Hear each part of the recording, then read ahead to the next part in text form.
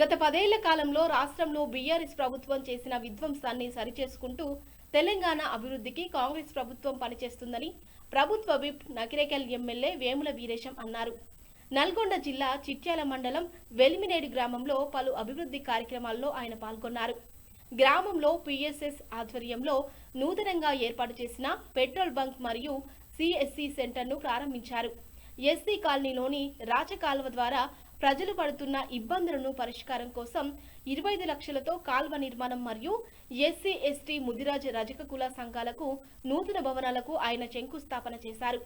ఒకే గ్రామంలో భారీ ఎత్తున నిధులతో ఒకే రోజు సుమారు 16 అభివృద్ధి పనులకు శంకుస్థాపన మరియు ప్రారంభోత్సవం ప్రారంభించడం సంతోషంగా ఉందని, గత కొద్ది సంవత్సరాలుగా వెలిమినేడు గ్రామ ప్రజలు ఎదుర్కొంటున్న సమస్యలకు ఈ అభివృద్ధి పనులతో పరిష్కారం దొరుకుతుందని, కాంగ్రెస్ ప్రభుత్వం ప్రజల సంక్షేమం కోసం ఎప్పటికీ పనిచేస్తుందని ఆయన గుర్తు చేశారు.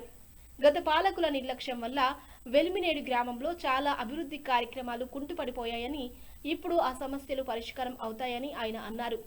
ఈరోజు చిట్యాల మండలంలోని ఎలిమినేడు గ్రామం, ఇది చాలా పెద్ద గ్రామం. ఈ గ్రామంలో ఈ గ్రామ ప్రజలు చాలా రోజులుగా ఈ ఊరు డెవలప్మెంట్ కోసం నన్ను అడుగుతూ ఉన్నారు. ఈరోజు ఈ ఊరు అభివృద్ధిలో భాగంగా దాదాపు 16 ఫౌండేషన్స్, ఇనాగ్రేషన్స్ కలిపి 16 కార్యక్రమాలను ఈరోజు పెట్టుకున్నాం. ఒకటి పిఎస్సిఎస్సి ద్వారా నడుస్తున్నటువంటి పెట్రోల్ బంకు, మీ సేవా కేంద్రం, పిఎస్సిఎస్సిలో సీసీ రోడ్డు, అట్లాగే రాచకాలువ దగ్గర ఆ ప్రాంత ప్రజలందరూ కూడా మురుగునీళ్ళతో ఇబ్బంది పడుతున్నటువంటి క్రమంలో నేను ఎన్నికల్లో వచ్చినప్పుడు కానీ అంతకుముందు కానీ దాదాపు 10-15 సంవత్సరాల యొక్క బాధ వారిది.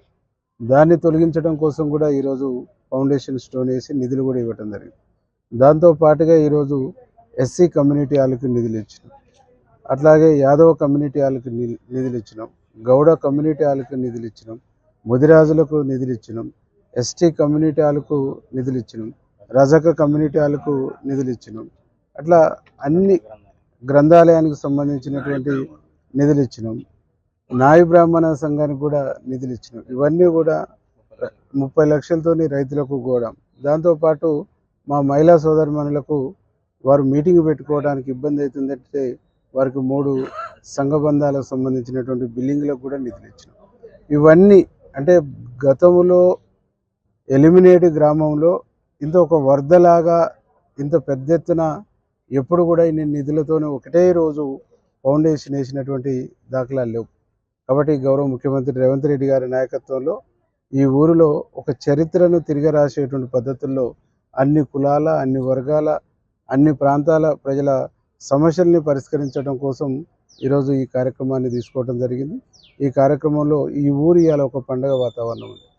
అందుకే మా ముఖ్యమంత్రి గారు చెప్తా ఉంటాడు, గత 10 సంవత్సరాల పాలనలో అన్ని రంగాల్లో ధ్వంసమైనటువంటి వ్యవస్థల్ని 1 by 1 పునరుద్ధరించుకుంటూ రావాలి, మనం చేసేటువంటి డెవలప్మెంట్ ప్రజలకు చిరకాలంగా మిగిలిపోవాలనేటువంటిదే ముఖ్యమంత్రి గారి యొక్క కాన్సెప్ట్. కాబట్టి ఈ గ్రామంలో ఈరోజు ఇన్ని కార్యక్రమాలు చేస్తున్నందుకు నేను చాలా సంతోషపడతా ఉన్నా. ఈ కార్యక్రమాలన్నింటినీ కూడా జాగ్రత్తగా తొందరగా వేగవంతం